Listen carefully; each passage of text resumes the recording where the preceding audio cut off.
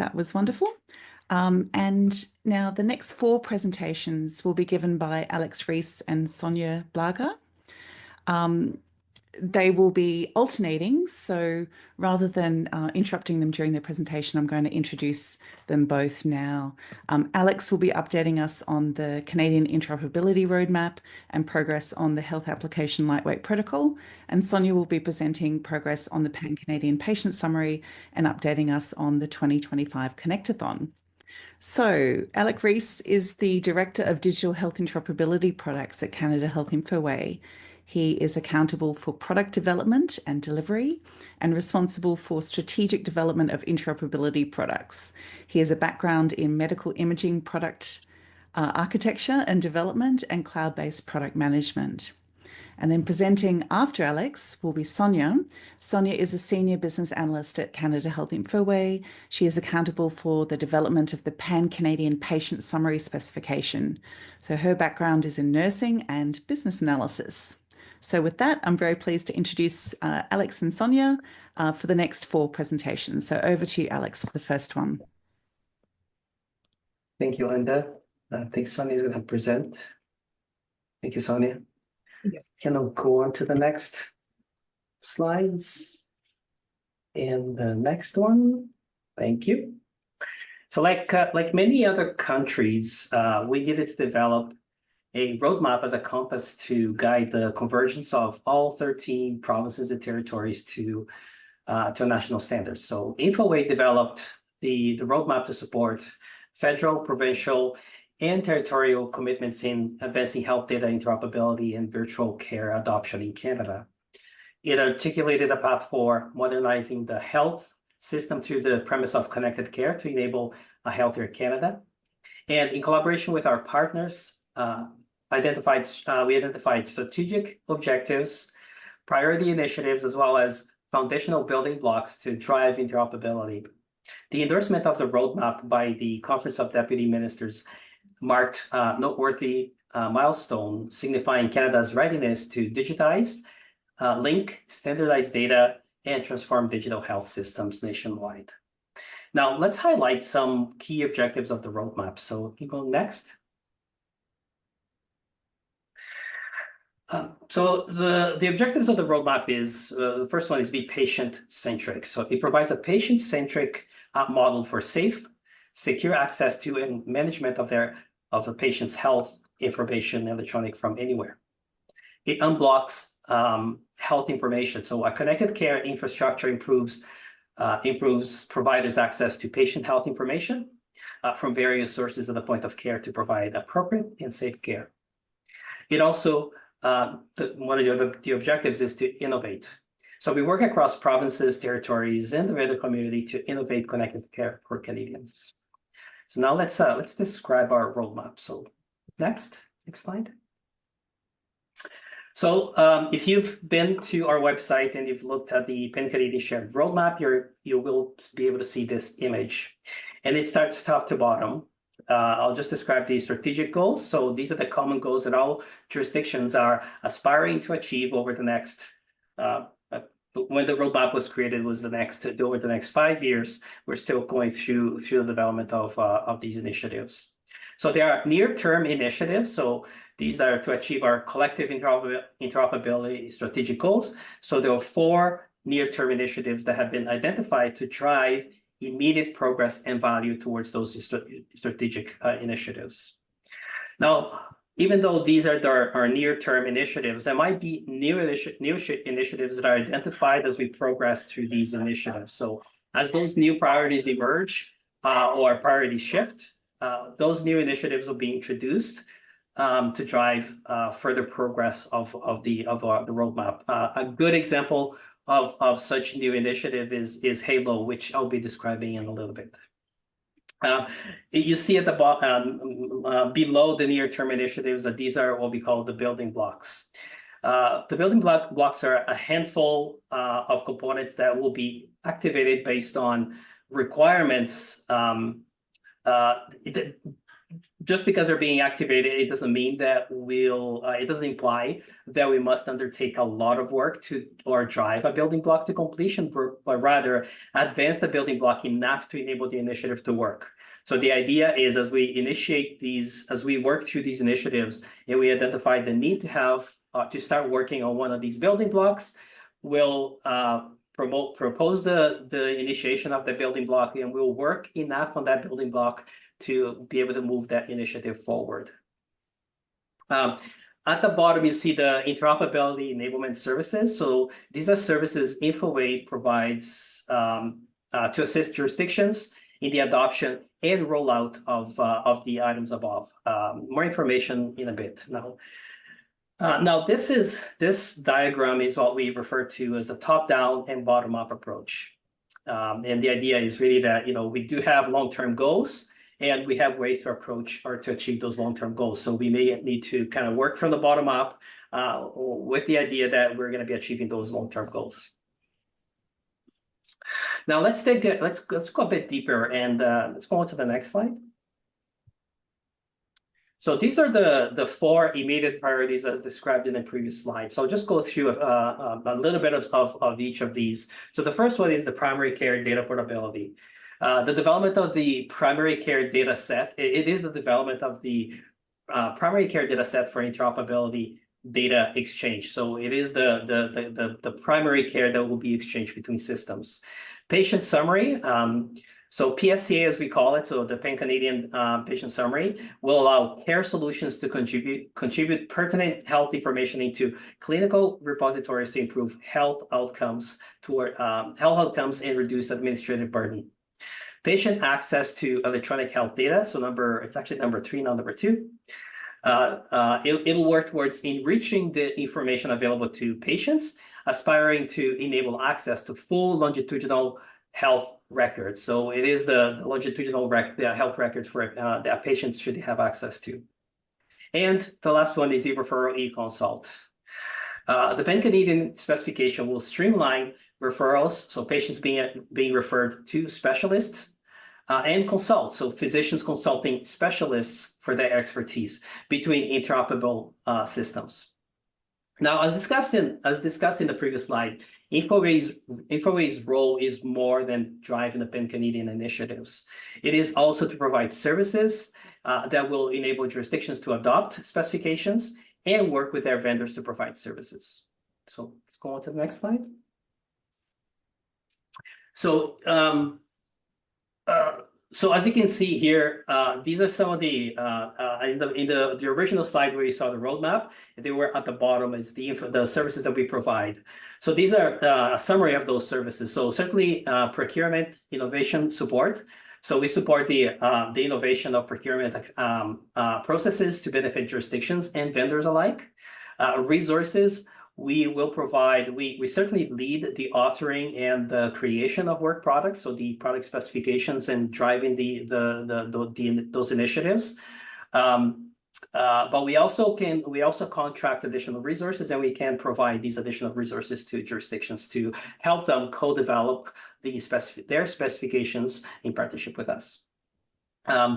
We provide assets and products, so deliver of Pan-Canadian work products, such as certainly the specifications and the standards, as described in the earlier section, and supporting tools for collaboration to work products. So the infrastructure that was also mentioned earlier in terms of InfoScribe, InfoCentral, where we host some of these specifications and we host working groups, work sessions, and things like that are all provided by Infoway.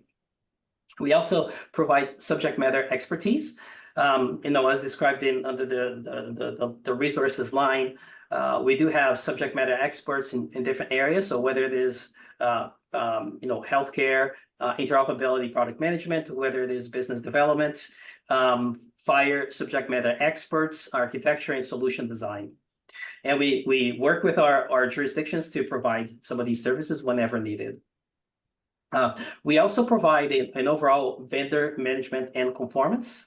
So we do coordinate and lead some of the Canadian approach to vendor management. So how jurisdictions will interact with vendors, how we can collaborate in that interaction to facilitate some of these conversations and to help progress the adoption of the roadmap by the jurisdictions by working with vendors.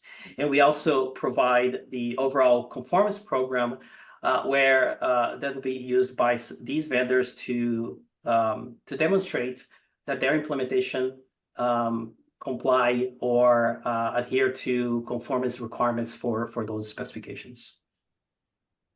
Now that I have reviewed the roadmap initiatives and the services that we provide, let's discuss our progress. So let's go on to the next slide. Okay, now in the roadmap slide, you saw many of the boxes. The highlighted boxes here are the boxes that we are progressing through.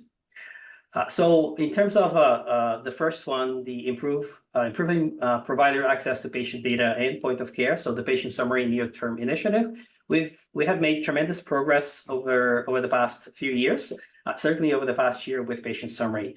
Now, I'm not going into a lot of detail here. Sonia will do a deeper dive into patient summary and our current progress in the next section, including our most recent release of the specification that supports patient-mediated access, which helps us progress with the third item under the enabling patient access to their health record, where patient-mediated access provides access or patient access to their electronic health data. We started e-refer, e-consult in late 2023. Last year, we progressed through it, and we have released the first version of the specification last year. We're now progressing through additional capabilities to support advanced workflows, such as centralized intake processes, where the e-referral or e-consult is sent to a centralized system where it's triaged based on criteria such as priority, location, specialist availability, etc., before it's routed to the appropriate specialist. The building blocks below were started to help us progress the initiatives above.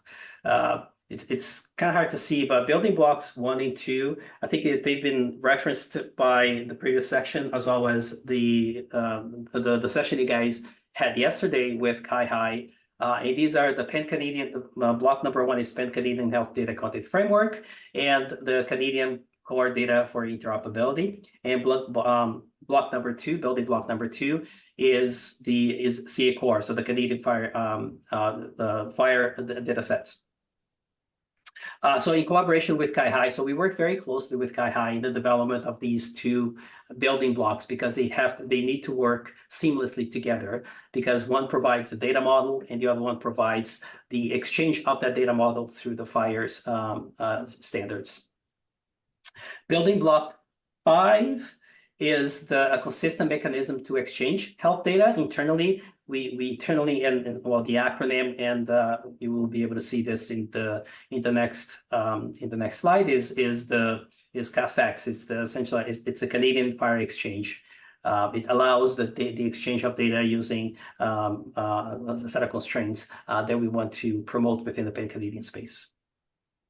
Building block 7 is the Healthcare Services Directory that can be used to look up available healthcare services such as specialists, home care, etc., within a jurisdiction.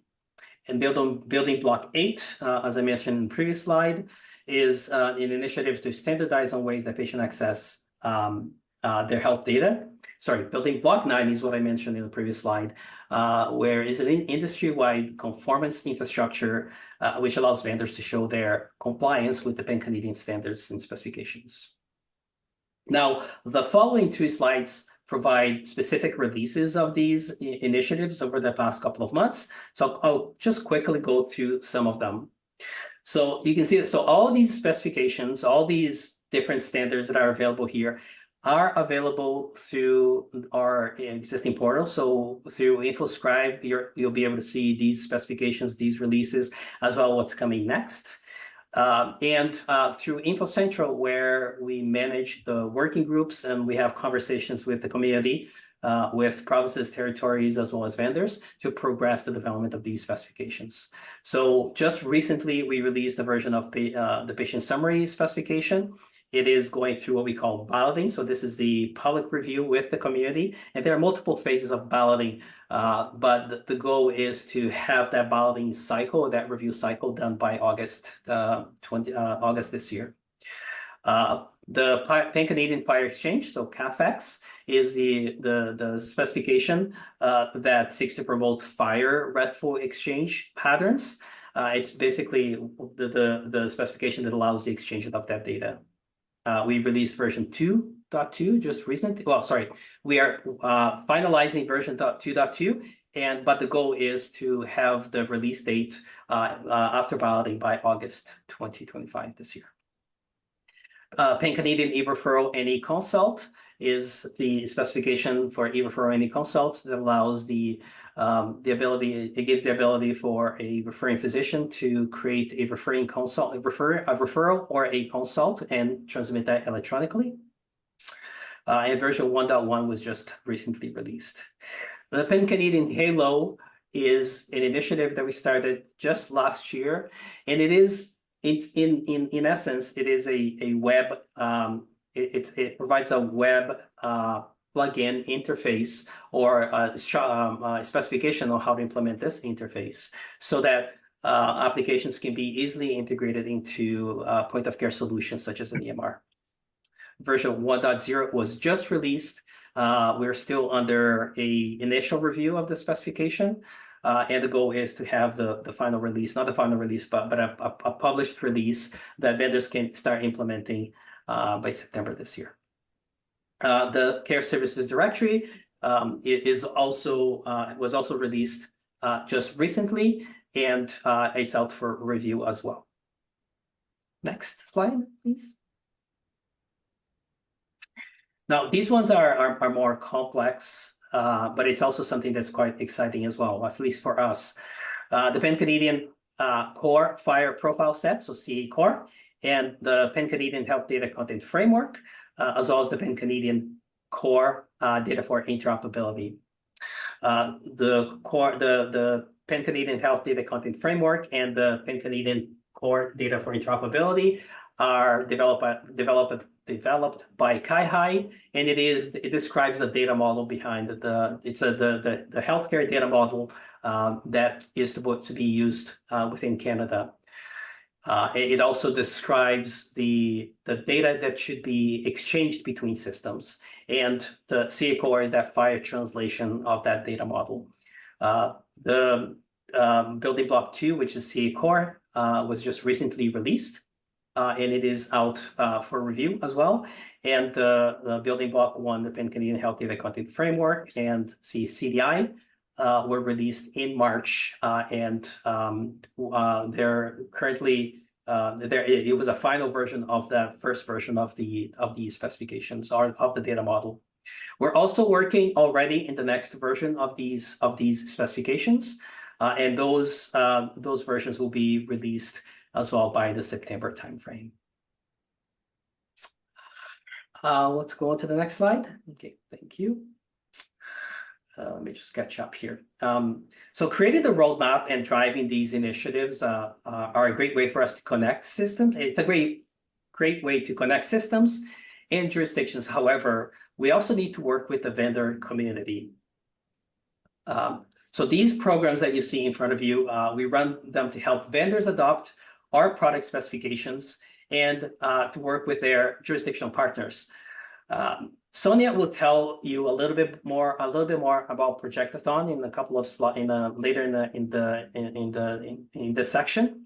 But the earlier implementer program is when we partner with the jurisdictions and with vendors within those jurisdictions to advance the adoption of a specification. So if a jurisdiction is interested in start rolling out or do an early adoption of a product specifications such as patient summary, we usually work with the jurisdiction and the vendor to identify what are the programs that they want to run, whether it is an early pilot, and we help them progress through that program.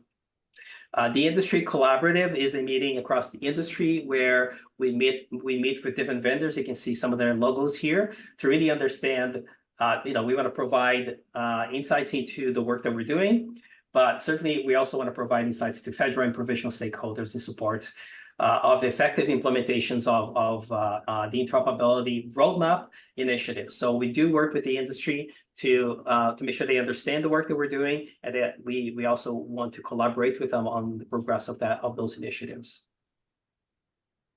Now, for partners to work together, whether it is working groups, the work that we do with provinces and territories, whether it is the work that we work with the community or with vendors, we need to work together. We need to collectively agree on shared values. So let's move on to the next slide. So these are the 4 shared values that we strive to work through in every interaction that we have. So the first one is really think big. We need to consider the entire health system instead of isolated solution-specific environments. If we think about the big picture and we have the overall strategy, it makes a lot more sense on the steps that we're taking to get there.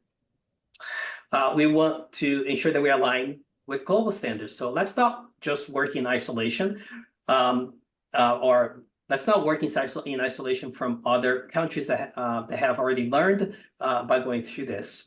So where possible, let's leverage and adapt international standards and best practices where appropriate. We want to adopt a growth mindset. So transformative initiatives may take years to produce results. Digital health advancements should focus on producing incremental value on a regular frequency against long-term goals.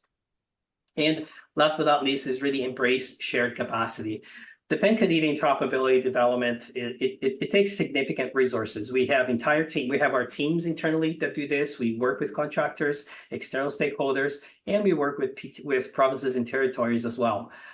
So these initiatives that can be developed, so the initiatives that we're driving, they can be co-developed by partners and made available across Canada to alleviate some of those resources constraints and time constraints as well. So and the goal there is really to accelerate time to market. So if we can all work together on this, we can accelerate, we can get a lot more done a lot faster.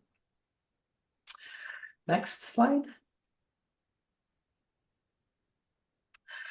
Now, connected care, excuse me, connected care across Canada requires standardization and consistency to enable the seamless flow of health information, such as standardized specifications and reference architectures. Without standardization, the opportunity to achieve a connected health system will be jeopardized. Connected care can be further advanced through consistent conformance requirements and expectations that may be tethered to procurement processes.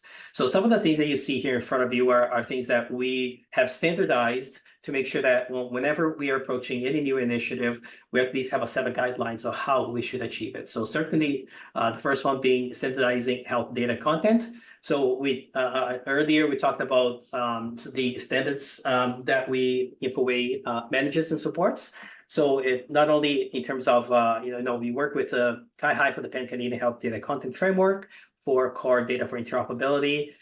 We manage CA Core. We also need to look at it from a standard concepts, the definitions, the value sets that we've described before. So this is what we call our overall data framework, and it's something that we want everyone to be using, and that's what drives everything that we do. FHIR, it was described earlier as well, that FHIR is core to the work that we do. So every specification and every interaction we have across the many jurisdictions, we are talking FHIR. Common health services architecture. We talked a little bit about reference architecture, but the idea here is really that as we develop not only the initiatives, but the building blocks are reusable. And when we launch these building blocks, we include that in the overall reference architecture so that people understand how these building blocks or where these building blocks are supposed to be used and where systems will benefit from them the most. The conformance service, I described that earlier, and conformance type procurement. So whenever we are partnering with a vendor that is working with a jurisdiction and they are requesting, or we are working with them through funding. So we're providing them some funding for them to develop their solutions. It is usually tied to conformance. At the end of the day, when they finish the implementation of one of our specifications, we want to make sure that they comply with that specification. So it's usually tied to that conformance. So they deliver their implementation, they run through the conformance program, and the idea is that they should pass that conformance program, the conformance testing. Next one. Now, what's next? So as Infoway and its partners embark on this upcoming year, the focus will continue to remain on the entire life cycle of the Pan-Canadian interoperability specifications, spanning from design and development through to procurement and implementation. In particular, specification development will support the next iterations of all our initiatives. So be that patient summary, e-referral, e-consult, the care services directory. Infoway and its partners will also be assessing and exploring innovative opportunities to enhance healthcare providers' access to digital health services while reducing their administrative burden, as well as improve patient access to their health data so that they are empowered to be partners in their care and well-being. So the two initiatives I wanted to highlight here is the patient access strategy. This is something that last year we provided some overall strategy on how we should tackle patient strategy. And the goal this year is to take a look at it again and start looking at how we can start applying the work that we're doing. So there'll be more to come there. The second one is the as we used to call the trust framework, or the connected care fabric. So the idea here is that we do have we work across the jurisdictions, and jurisdictions will exchange health data within the jurisdictions, but there's that need that health data should also be exchanged across jurisdictions. The connected care fabric, as we're calling it, is providing that infrastructure, or at least the beginnings of that infrastructure. And the idea there is that we have a common set of agreements of certificates that can be leveraged as guidance, so that this data can be exchanged between systems. So there'll be more work being done around this year. And I think I have one more slide. So how can our stakeholders be part of these initiatives, of these changes? So we usually ask that participants can participate through existing working groups, and they can help us guide the design and development of Pan-Canadian specifications. We don't do this alone. We work with the community. We're facilitators. We bring people together so that we can develop these specifications to meet the needs of the jurisdictions as well as the needs of the vendors. Champion and advocate for the Pan-Canadian standardization. We want to make sure that everyone is behind it. We certainly have the leadership of the provinces and territories behind it, and we need everyone who is in healthcare and understands interoperability to be behind this as well. Proactive, implement the Pan-Canadian standards to enhance care coordination and improve patient outcomes. That's what we ask every PT or province and territory to do, is for them, and vendors, is for them to take a look at these specifications and start implementing them. So I will transition my presentation to Sonia, who will be talking about patient summary. Thanks, Alex. I'm going to provide a brief or high-level overview of patient summary. There's so much content to fit in this 15-minute time frame.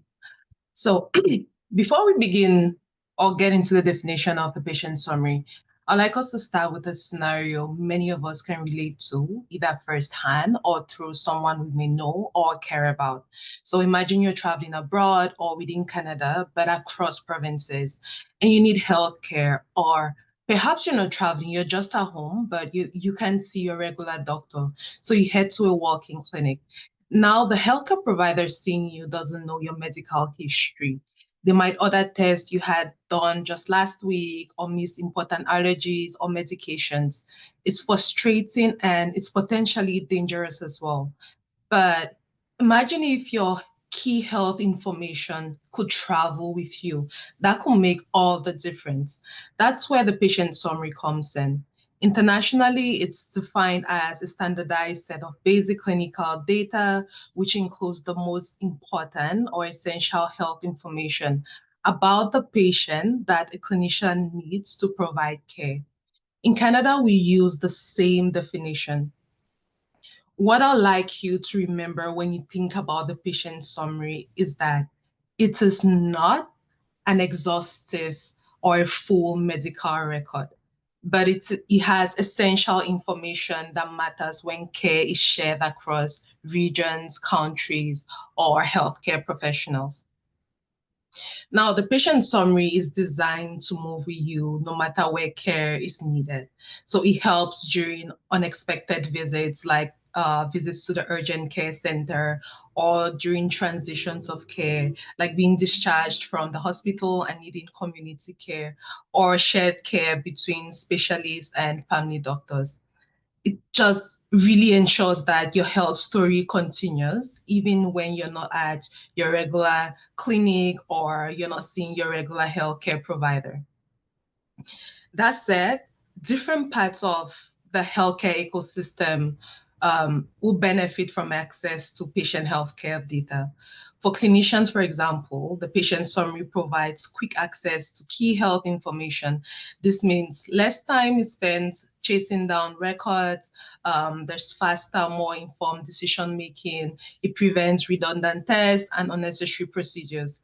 For patients, the patient summary promotes continuity and safety. It empowers the patient and it reduces repetition. I'm sure most of us here are familiar with having to repeat yourself and your entire health history so many times. And for the broader health system, the patient summary supports interoperability, efficiency, and safety at scale. It enables smoother data exchange between systems and organizations. It strengthens public health effort of disease tracking and lowers costs. Now let's look at what goes into the Pan-Canadian Patient Summary and how we build it. The Pan-Canadian Patient Summary, or the PSCA, is an implementable, testable specification. It defines the interoperability building blocks needed to create and share patient summaries across different systems and regions.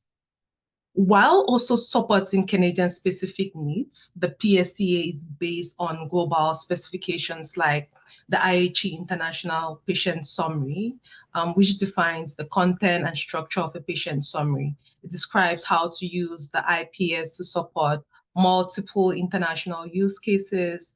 It supports testing and deployment efforts. Another one is the HL7 IPS Fire Implementation Guide, which provides guidance on how to represent this information, that's the content of the patient summary, using the FHIR standard and facilitating interoperability and exchange of the data. Another one is ISO 27269, which defines the core data set for a patient summary, and it defines the purpose and business rules. Our development process also follows an internationally recognized four-step approach from IHE. Starting with the problem, we engage technical and jurisdictional experts to define real-world needs. So business definitions, use cases, and business requirements that we aim to solve. Then the business definition and needs are translated into standards and technical guidance in an implementation guide. We then make the implementation guide available to support the vendor implementation. And then we host testing events, allowing vendors the opportunity to come together and test their solutions. The slide I have right now shows collaborative work between Infoway, the IPS, and the Canadian jurisdictions. We are striving to maintain alignment with what's going on internationally, so the International Patient Summary, keeping in mind that some national context is required. So for example, we have unique terminology requirements, which my colleagues mentioned earlier. So SNOMED, CT, CA edition, the Canadian Clinical Drug Data Set, our National Vaccine Catalog, and among others. The IPS and PSCA data domains are on the colorful side of the chart. You can see what data domains are required. Medication summary, allergies and intolerances, and problem lists. We also have recommended data domains, immunizations. I'll not read through all of them. And we have optional data domains as well. As the IPS evolves and adds new data domains, such as alerts, patient summary, or whatever else may come after, we also put them in our Canadian roadmap for inclusion according to jurisdictional priorities. The data domains under the PSCA column, if you look closely, those which have the brackets, the IPSU being brackets, are those that were adopted from the IPS as is and have not been reprofiled. So we do not add additional constraints or Canadian requirements. The gray boxes in the middle of the chart represent data domains of interest to provinces for their limited production rollouts. They have plans to add additional data domains over time according to their priorities and their roadmaps. Now, in order for us to do all this work with stakeholders and jurisdictions, understanding their priorities and data domains of interest, one way of communication, which has been mentioned earlier in this presentation, as well as the National Patient Summary Working Group, in which we collaborate with our stakeholders. We address implementation changes, we review specification feedback, and vote on changes following the HL7 processes for balloting. Now, all this work, all the conversations, building in, gathering requirements, all this work is brought together in a single guide known as the PSC Implementation Guide. The guide includes use cases, data domains, requirements, and exchange patterns. The guide provides or gives vendors clear instructions on what data to include, how to structure it, and how to exchange it using the FHIR standard. So it helps ensure that every solution built is speaking the same language. If you like to learn more about the specifications, or if you want to look at you like to know what the iGuide, the implementation guide looks like, there's a link on the screen, on the slide. Right now, we're in the feedback cycle to refine the specifications with input from across the country. So once the iGuide is ready and vendors have built their solutions, we test them at events like projectathons, connectathons. We check for two things during testing. The first one is content and format. Is the patient summary structured properly with accurate data types and value sets? And then the next one is secure exchange. Can the summary be safely shared between systems following the methods specified in the specifications? These testing events, I'll talk more about them in a minute, help vendors improve and learn from each other and build better tools. Okay, here's where the rubber meets the road. Across Canada, PSC is not just a concept anymore, it's becoming reality, or it is a reality actually. Alberta and New Brunswick both had live implementations in 2024. BC and British Columbia and Ontario are almost there, targeting releases or go live dates in 2025. Other provinces like Saskatchewan, Manitoba, Prince Edward Island, and Nunavut are also engaged. Now, across these jurisdictions, we're seeing that Canada is embracing two implementation patterns or approaches for ensuring that patient summaries can be shared when and where needed. The first one we're seeing is the provider-mediated approach, where the healthcare provider either initiates the creation of a patient summary with data from within their own clinical system or electronic medical record to support coordination of care, or the patient summary is set to be created automatically after each visit or in a batch every day, depending on implementation. Also, depending on the implementation approach, the patient summary can be submitted to a central repository or directly to a requesting healthcare provider.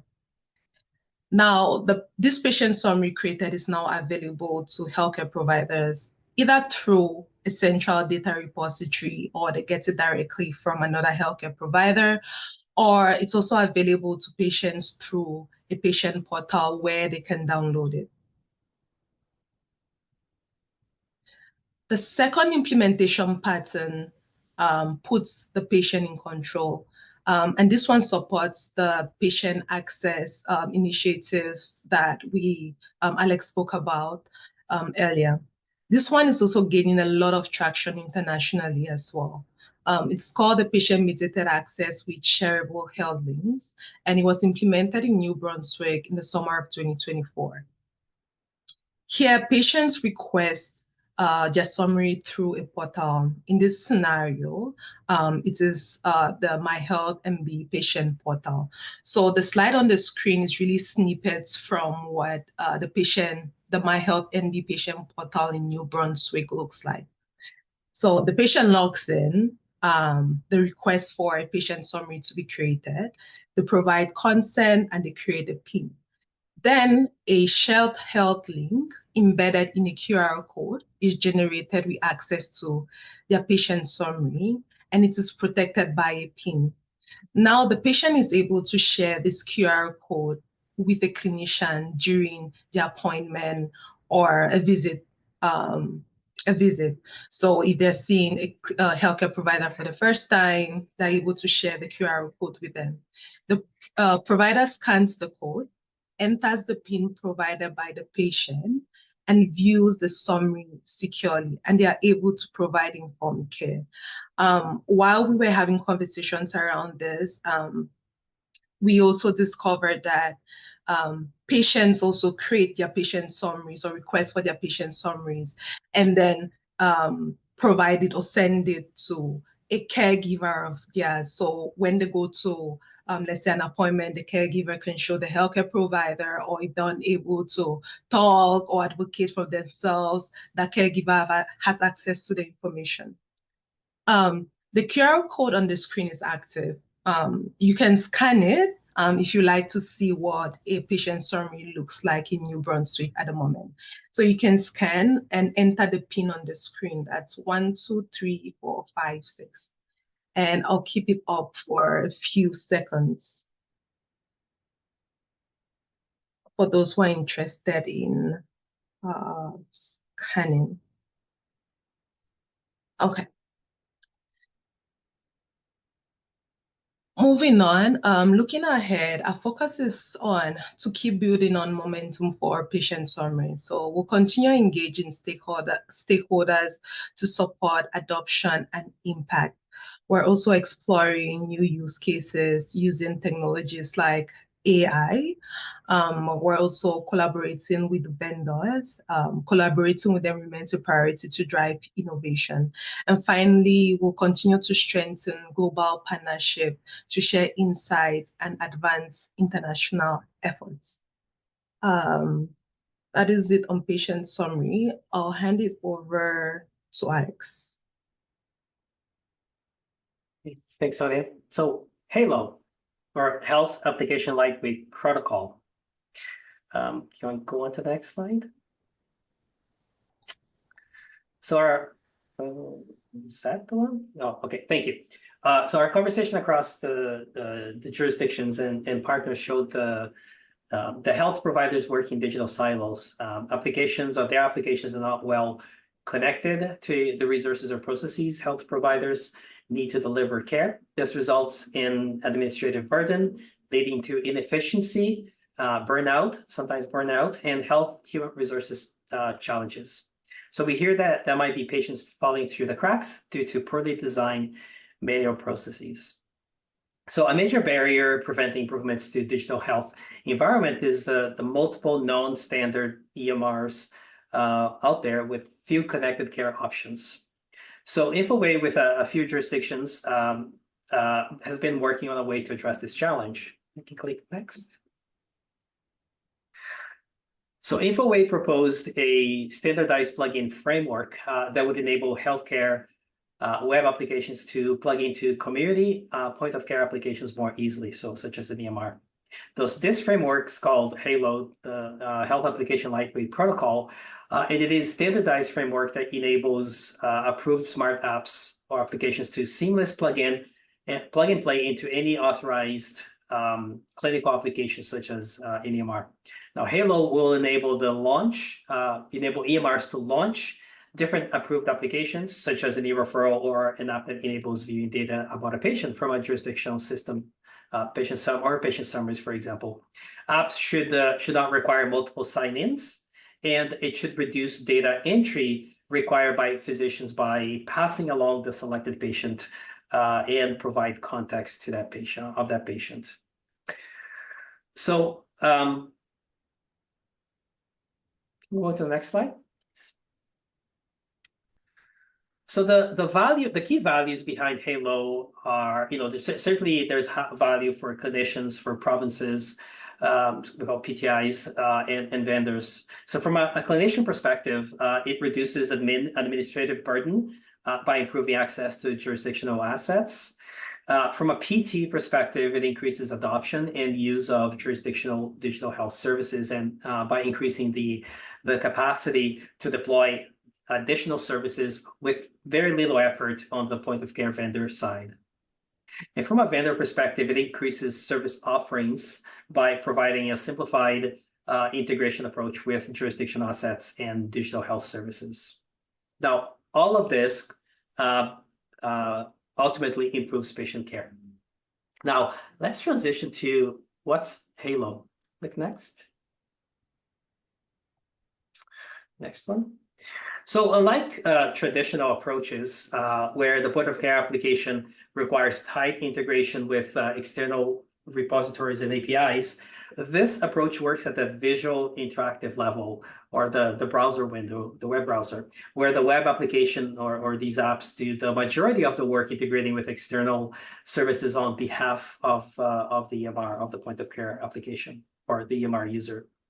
That is, once the point of care application adds support for HALO, they have much less work integrating with jurisdictional assets or external applications. And once applications support HALO, they'll have consistent ways to optionally access EMR and or jurisdictional assets. Can you just click one more time? Yeah, so this overall enables faster deployment of clinical applications.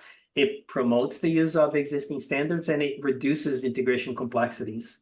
So EMR vendors that deploy their products across jurisdictions will have a consistent set of specifications to implement, and only need to make basic jurisdictional specific configuration, such as API endpoints and so on, between the deployments. So if you click again.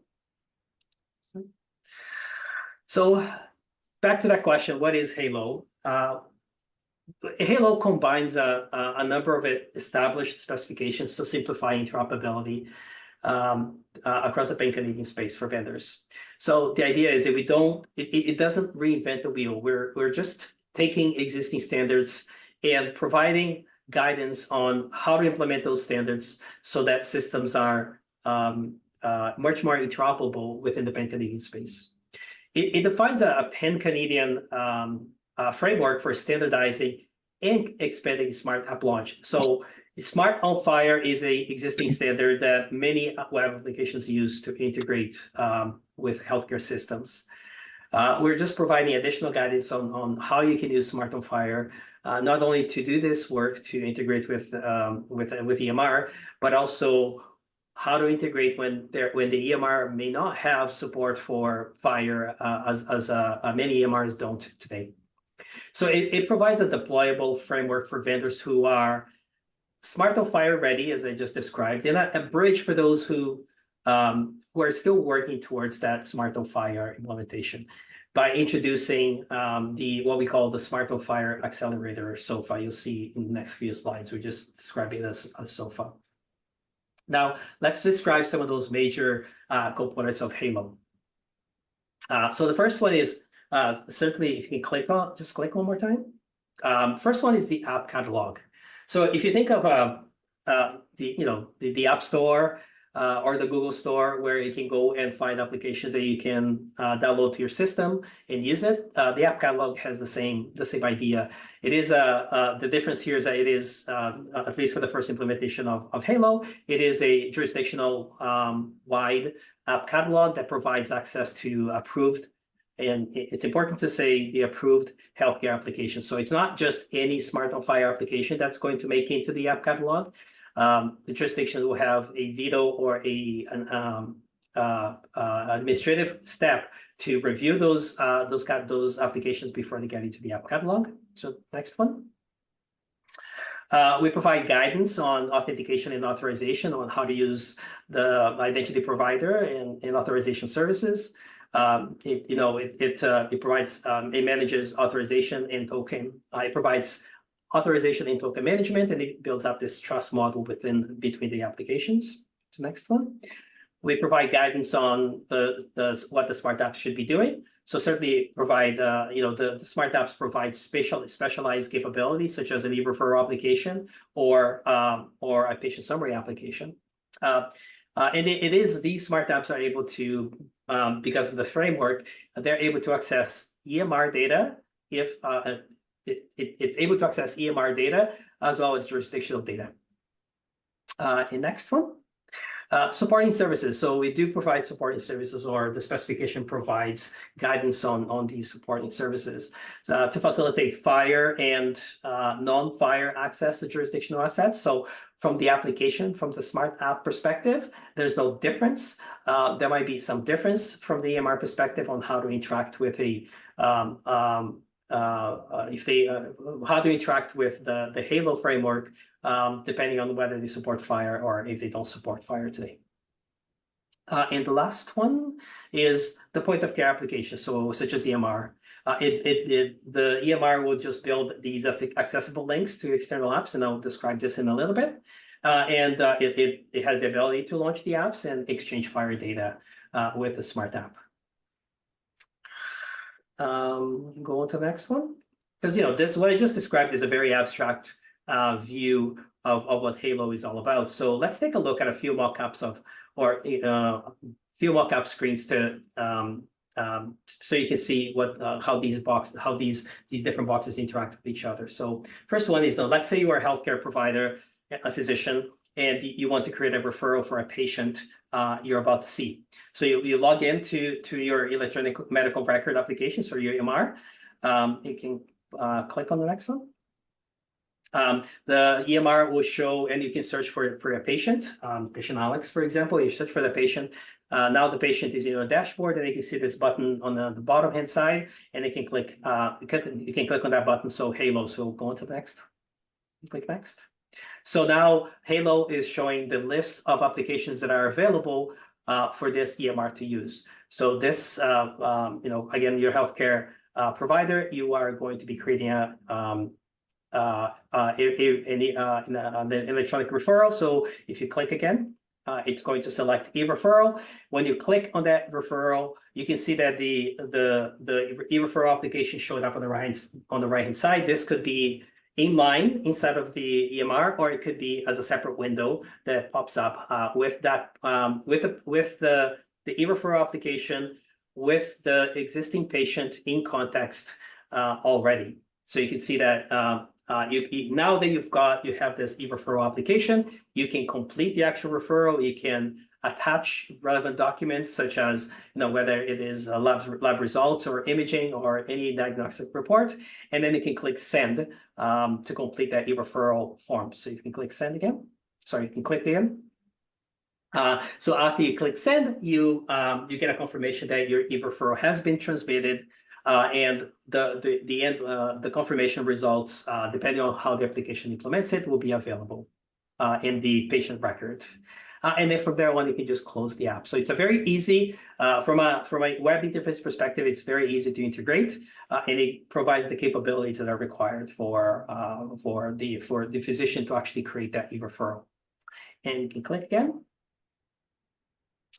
Now, so let's talk a little bit about the implications to vendors and to to jurisdictions. So from a vendor perspective, so it's a standard plug-in solution for the EMR. So the EMR will implement it once and integrate multiple apps without code changes, because all they have to do is they have to do the initial implementation, and from there on, as long as these applications support Halo, they'll be easily integrated into their user interface.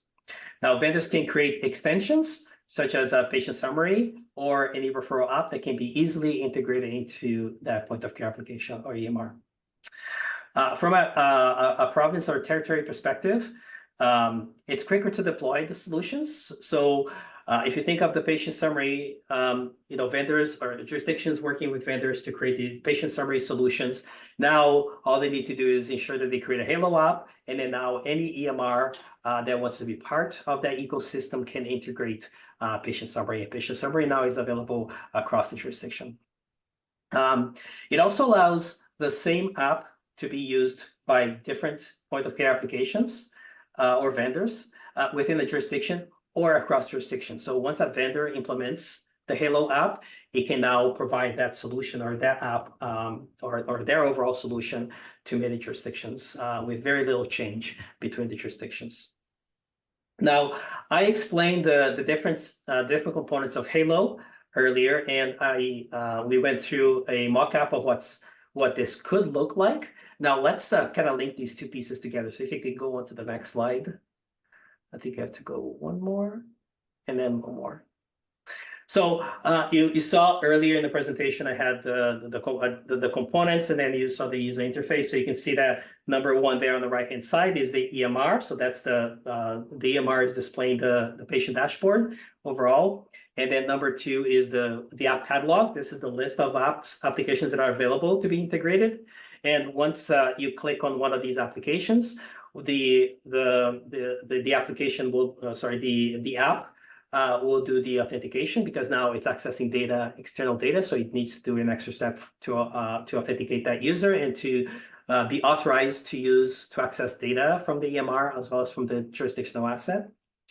And number four is the actual smart app. So now the app is visible there. So number five is accessing the data or sharing the data and accessing that data. So it's not in here, but the next slide kind of describes it a little bit more. You go to the next slide.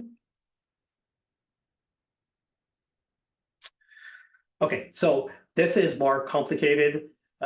What you see in front of you, the gray boxes are all existing.